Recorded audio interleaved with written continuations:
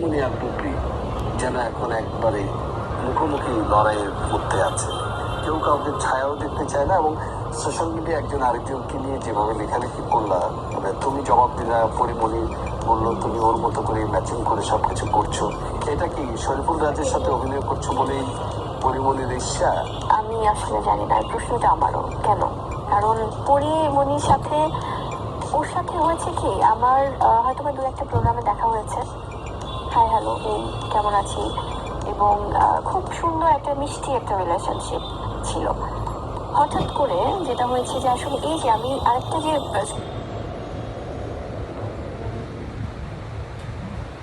মিডিয়ার একটা গ্রুপিং এর কথা আমি বলছিলাম, হ্যাঁ, আমি যদি একটা কোনো একটা কালারের ড্রেস পরি, সাপোজ আমি একটা রেড কালারের ড্রেস পরলাম, তারা অন্য কোনো একটা নায়িকার রেড কালার ড্রেস বের করে এই যে বুবলি আপু এখন উনি রেড কালার ড্রেস পরলো কেন, অন্য কেউ রেড পরেছে দেখে, ব্লু পরলাম ব্লু পরেছে কেন, এবং এইটা করলাম ওইটা কেন করলো, তার মানে আমরা কোনো কালার ড্রেস করতে পারবো না। এবং কিছুদিন আগে যেটা হলো, আপনি যেটা বললেন যে একজন মায়ের যে অভিব্যক্তি, আমি আমার সন্তানকে নিয়ে একটা সুন্দর একটা মিষ্টি ভিডিও মেক করেছি, যেটাতে আমার অ্যাডমিনরাও ইনভলভ ছিল, তারাও বলেছে আপু এভাবে এভাবে, তারাও অনেক কিছু মেক করেছে বা তারা তাদের জায়গা থেকে, বা আমি ফাইনালি দেখেছি।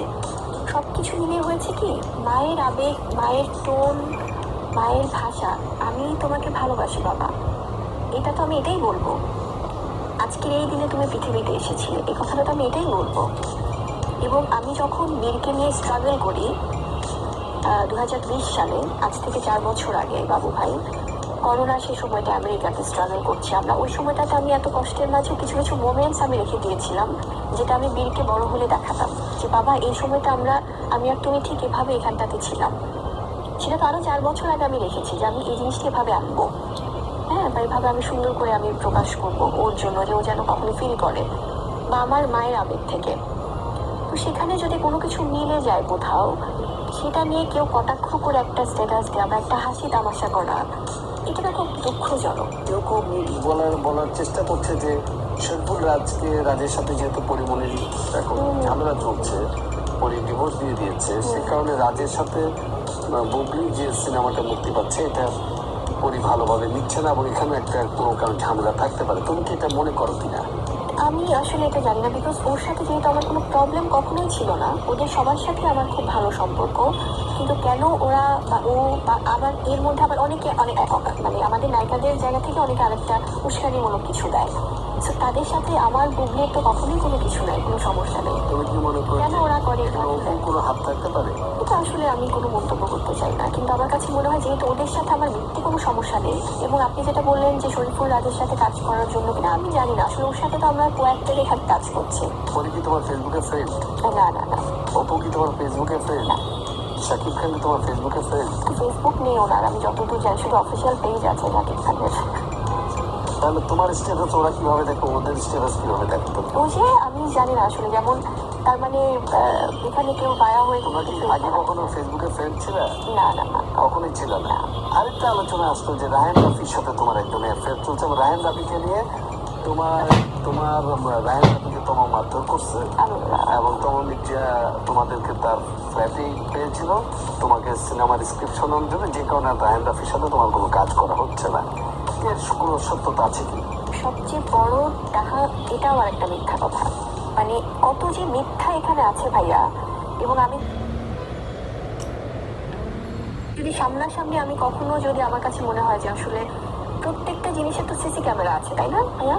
এখন তো প্রত্যেকটা জায়গাতেই সিসি ক্যামেরা থাকে, তো এই ধুর কে জানি বারবার কল দিতেছে ভিডিও সিসি ক্যামেরার ফুটেজগুলো কোথায়, বা কোনো প্রমাণ ছাড়া এই ধরনের বাজে কথাগুলো তো বলা আসলে ঠিক না। এই যে তোমার কথা যেহেতু আসলো, তোমার সাথে আমার অহংকার নামে একটা সিনেমা করা হয়েছিল, এবং 7 নম্বর ফ্লোর নামে, খুবই ভালো বন্ডিং, খুবই সুন্দর নাইস একটা মিষ্টি সম্পর্ক।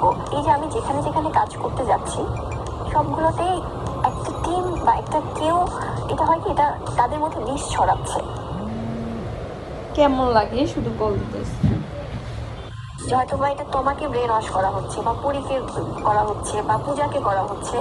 ওদের সাথে তো আমার কখনো কোনো কিছু নিয়ে কোনো প্রবলেম না, বরং ওদেরকে আমি শুভকামনা জানাই যে আমাদের এত নাইস নাইস সুন্দরী সুন্দরী সব অ্যাক্ট্রেসরা আছে যারা কিনা নিজেদের জায়গায় সেরা। মায়ের সাথে কি তোমার কোনো ভুল বোঝাবুঝি হয়েছে? মাইয়া কখনো না, মায়ের সাথে সো নাইস। আমার কাছে মনে হয় যে ওকেও কখনো না কখনো আমার মানে এগেনস্টে কোনো কিছু বলাতে পারে, বা পূজাও কিন্তু কখনো আমাকে নিয়ে কোনো কিছু এগেনস্টে বলে না, এবং তমাও কিন্তু বলতে চায়, পরিয়াও কেন এগুলো করে আমি জানি না। ওদের প্রত্যেকের সাথে আমি, এবং প্রত্যেককে আমি চাই যে ওরা খুব ভালো করুক ওদের ক্যারিয়ারে বা ওদের লাইফে। তো মাহি রাজকুমারের শাকিব খানের মায়ের একটা বিশেষ জায়গায় মায়ের চরিত্র অভিনয় করেছে। তোমার কাছে কি বিষয়টা খুব অবাক করার মতো, নাকি না এটাকে তুমি স্বাভাবিক মনে করো? আমার কাছে মনে হয় কি, আসলে গল্পের প্রয়োজনে তো অনেক কিছুই হতে পারে।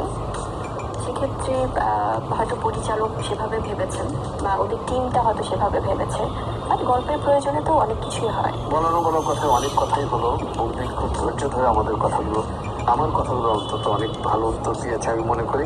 আমি শেষ দিকে এসে একটা প্রশ্ন করে বৌদির কণ্ঠে, প্রিয় দর্শক, আমরা ফুরিয়ে যাওয়ার আগে ফুরিয়ে আমরা 2 লাইন গান শুনবো। 1 লাইন গান শুনতে শুনতে চলে যাবো। বন্ধুরা আপনাদের নিজের শুভেচ্ছা দিয়ে বিদায় নেবেন। বাংলা ছবি দেখবেন, বাংলা ছবি জোয়ার বইছে, সামনে আরো ভালো হবে। তো বন্ধু, যে প্রশ্নটা করতে চাই, হঠাৎ করে যদি তুমি সকালবেলা দরজা খুলে দেখো অপু বিশ্বাস তোমাকে ঈদ উপহার পাঠিয়েছে, তুমি সেটা কিভাবে নেবে? আমি সাদরে গ্রহণ করবো, এবং অবশ্যই। তারপর কি তাকে একটা ফোন কল করে থ্যাঙ্কস দিবে? সেটা তো সামনাসামনি দেবো, যেহেতু সামনেই উনি নাকি ফুল নিয়ে এসেছে, আপনি বললেন যেটা। তার নাম্বার কি তোমার কাছে আছে? বা তোমার নাম্বার তার কাছে আছে? আমার নাম্বার আছে কিনা জানি না, বাট তার নাম্বার নেই। প্রিয় দর্শক, কথা বলছিলাম বলা না বলা অনুষ্ঠানে। অনেক অব্যক্ত কথাই আজকে বলা হলো, আবার অনেক কথা আছে হয়তো একান্ত নিজের মধ্যেই রাখা হয়েছে। বুবলি তার দর্শকদের, নাগরিক টিভির দর্শকদের এবং সাকিবিয়ানদের, বারবার বলছেন সাকিবিয়ানদের তিনি বলার চেষ্টা করছেন। অনেক গুজবের স্বচ্ছ জবাব দেওয়ার চেষ্টা করেছে বুবলিকে অসংখ্য ধন্যবাদ। বুবলি, আবারও কোনো এক সময় দেখা হবে বলা অনুষ্ঠানে, এবং নিশ্চয়ই তখন আরো অনেক কথা হবে। দর্শক, এখানেই শেষ করছি আজকের বলা অনুষ্ঠান। প্রথমত থ্যাংক ইউ বাবু ভাই, অনেক না বলা কথা আসলে শেয়ার করা হয়েছে, হয়তো বা যেগুলো সবসময় বলা হয় না বা অ্যাভয়েড করে যায়। খুব ভালো লেগেছে কথা বলে। আর দর্শকদের উদ্দেশ্যে বলবো, আসলে আমার 2টো সিনেমা রিলিজ হচ্ছে, দেয়ালের দেশ এবং মায়া। আপনারা ঈদের আনন্দে সবাই মেতে আছেন, সবাই সিনেমা হলে গিয়ে আমার 2টো সিনেমা দেখুন, এবং যতগুলো সিনেমা রিলিজ পাচ্ছে প্রত্যেকটা বাংলা চলচ্চিত্রই দেখুন, চলচ্চিত্রের পাশে থাকুন। আর কখনো কাউকে খুব কাছ থেকে না জেনে, খুব পাশে থেকে না জেনে ভুল বুঝবেন না। সবাই সচেতন হন, ভালো থাকুন, নিজের বিবেক বা নিজের বুদ্ধি বা নিজের ভালোবাসাটা আসলে কাজে লাগান। সবাই ভালো থাকুন, আমার জন্য দোয়া করবেন। আচ্ছা, প্রথমত আমি সিঙ্গার না ভাইয়া, তারপরও জাস্ট গুনগুন করে আমার দর্শকদের জন্য দেয়ালের দেশে 2টো লাইন গানে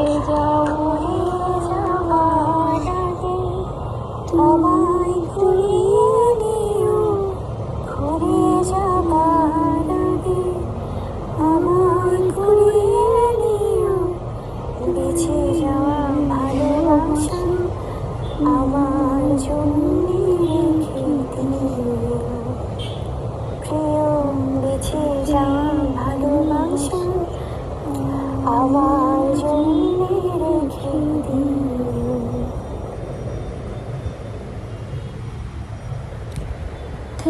থ্যাংক ইউ সবাইকে। সবাই বেশি বেশি করে ভিডিওটা শুনবেন। পুড়িয়ে যাওয়ার আগে কুড়িয়ে নিও।